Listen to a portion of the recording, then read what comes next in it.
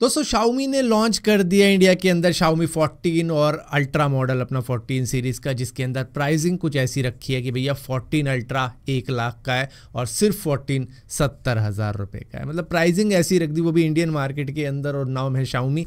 तो मतलब यहाँ पे बंदा यही सोचेगा कि 1 लाख रुपए अगर मुझे खर्च करने हैं, मेरी जेब में है 1 लाख रुपए, तो मैं आईफोन क्यों ना लूँ, मैं भाई 15 प्रो ले लूँगा या मैं सैमसंग का ले लेता हूँ, S24 अल्ट्रा ले लेता हूँ। मतलब थोड़े बहुत पैसे ही तो ऐड करने। जो बंदा 1 लाख खर्च कर सकता है वो उसमें थोड़े से और पैसे मिलाकर शायद बढ़िया वाला फ़ोन भी ले सकता है, अच्छी ब्रांड का ले सकता है। क्योंकि Xiaomi का अगर कोई बोलेगा ना कि भाई ये देख मैंने Xiaomi का लिया ये फ़ोन, हो गया अच्छा 20-25 हज़ार का, चाहे वो आपने 1 लाख का लिया हो, लेकिन जो एक इमेज है ना ब्रांड की, उस चक्कर में आप निकालो Xiaomi, दूसरा तरफ से बंदा आईफोन निकाले, चाहे वो 50,000 का है, आपका 1 लाख का है, भैया आईफोन वाले की इज्जत ज़्यादा होगी क्योंकि उसकी ब्रांड वैल्यू ऐसी है। तो इसी वजह से शायद इंडियन मार्केट के अंदर खास तौर पे जब भी Xiaomi को अपना फ़ोन लाना चाहिए तो भैया प्राइसिंग ऐसे रखनी चाहिए। देखो 14 अल्ट्रा का प्राइस अगर ये 70,000 रुपये भी रख दें तो भी मैं मान जाता। अब कई सारे लोग कहेंगे भैया स्पेसिफिकेशन देखो, ये है, वो अल्ट्रा से कम्पीट कर रहा होगा, लेकिन वही बात है ना, तुम निकाल के बोलो Xiaomi का लिया मैंने 1 लाख का, कहेगा पागल है क्या, लुट गया तू।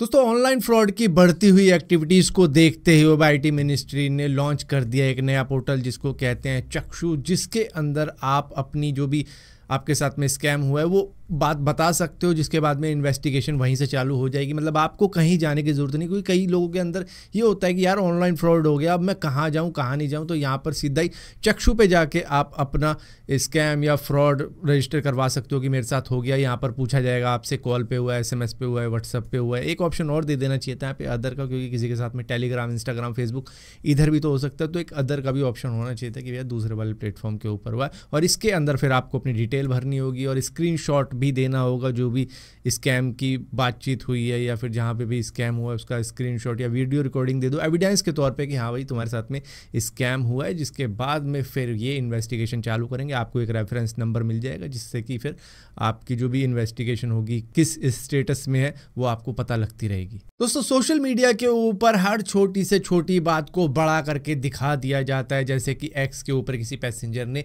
इंडिगो की ये सीट दिखा दी कि बेंगलुरु से भोपाल जाने वाली फ्लाइट के अंदर कुछ इस तरीके की सीट मिल रही है। तो भैया हमारे लिए दुआ करना कि हम सेफली लैंड कर जाएं, क्योंकि विदाउट कुशन हम कैसे ही जा पाएंगे। एक्चुअली में हुआ क्या था कि कुछ जनों की सीट निकाल दी गई थी इंडिगो द्वारा। दरअसल उनको सफाई के लिए भेजा था, वो थोड़ी सी गंदी हो रही थी, जिसकी वजह से उस पैसेंजर को भी कह दिया गया था जिनकी वो सीट थी कि भाई आपका टाइम अभी आएगा, थोड़ा सा हम सीट वीट साफ़ कर रहे हैं तो उसलिए थोड़ा सा वेट कर लो। लेकिन जिसको नहीं बैठना था इसके ऊपर, उन्होंने इस पिक्चर को शेयर कर दिया था एक्स के ऊपर, जिसके बाद में काफ़ी ज़्यादा वायरल हो गई थी। और इंडिगो ने ये भी बताया कि ये हमारी स्टैंडर्ड प्रैक्टिस है कि भैया सीट ऐसे ही साफ़ होती है, उसकी कुशनिंग निकलती है, क्लीन की जाती है, उसके बाद में वापस लगा दी जाती है। तो इसमें कोई बवाल क्रिएट करने वाली बात नहीं थी।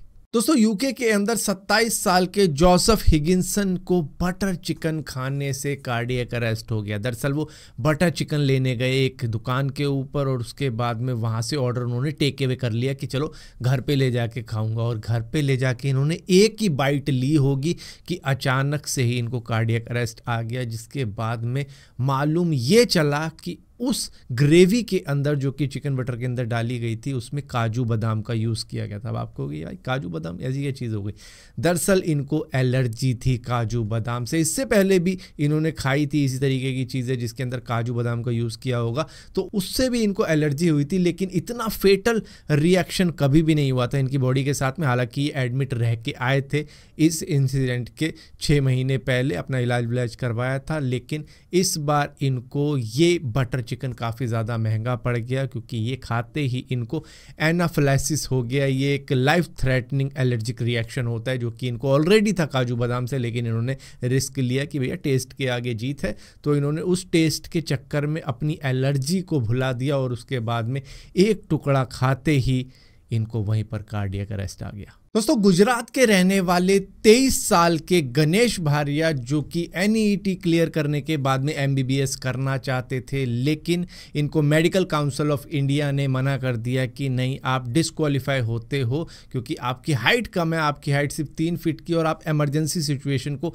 हैंडल नहीं कर पाओगे, इस वजह से आप MBBS परसू नहीं कर सकते। जबकि बंदा काफ़ी ज़्यादा इंटेलिजेंट था, लेकिन कोई भी उम्मीद ना मिलने की वजह से फिर ये सीधा गुजरात हाई कोर्ट चले गए थे और वहाँ पर फैसला इनको ये मिला कि आप MBBS कर सकते हो। ऐसा कुछ भी नहीं है कि हाइट की वजह से किसी को डिस्क्वालीफाई किया जा सकता है। तो इनका एडमिशन हुआ 2019 में और अब फाइनली डॉक्टर बन चुके हैं, जहाँ पर ये प्रैक्टिस भी कर रहे हैं भावनगर के टी हॉस्पिटल के अंदर, जहाँ पर पेशेंट भी थोड़ा सा हैरान हो जाते हैं एक बार देख के कि सीरियसली ये डॉक्टर हैं, मतलब थोड़ा देखने में बच्चे टाइप के लगते हैं। तो इसकी वजह से पेशेंट भी थोड़ा सा झिझकते हैं, लेकिन बाद में अब वो कंफर्टेबल हो चुके हैं कि भैया अच्छा डॉक्टर है, इलाज सही कर रहा है, बस वही चाहिए। तो अब जाके इन्होंने इतनी ज़्यादा मुश्किलों को सहने के बाद में डॉक्टरी की डिग्री हासिल कर ली है। दोस्तों, इंटरनेशनल स्पेस स्टेशन की बैटरी अब धरती पर गिरने के लिए आ रही है, जिसका नाम इन्होंने कैंडारम-2 रखा है। ये 2021 में रिलीज़ कर दी गई थी